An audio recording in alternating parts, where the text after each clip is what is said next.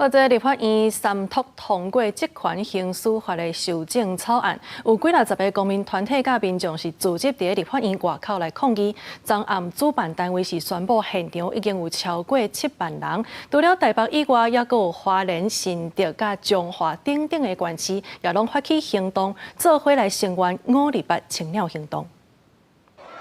立法院场内吵吵闹闹，直到暗时9点外，另外周边的济南路、中山南路、甲青岛东路也客满声援528青鸟行动民众。主办单位经济民主联合画出现场人数已经超过7万人。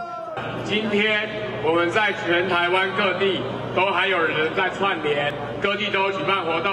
不止在台湾。 其实，在国外，在全世界都有很多台湾人在关心国会滥权。到服务组织民众组织到下班下课时间人愈来愈多，主办单位表示，象征自由甲希望的青鸟飞向各地，全台15个县市共步串联，遍地开花，各地民众拢走上街路，呼吁国会正视民意。 我们还是相信，我们站出来，我们可以让那些立委知道，我们公民会为了自己的权益而站出来。在5月24号的全台串联，独缺漏了桃竹苗地区，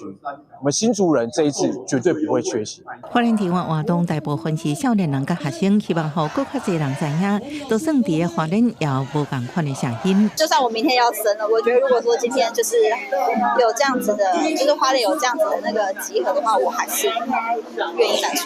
民间团体表示，虽然无完成组织法案的通过，不过这摆青鸟行动透过立法院4摆组织，依然有重要意义，所以会转向在地对会，呼吁全台各地公民积极行动，让人权的立法来坚固。记者综合报道。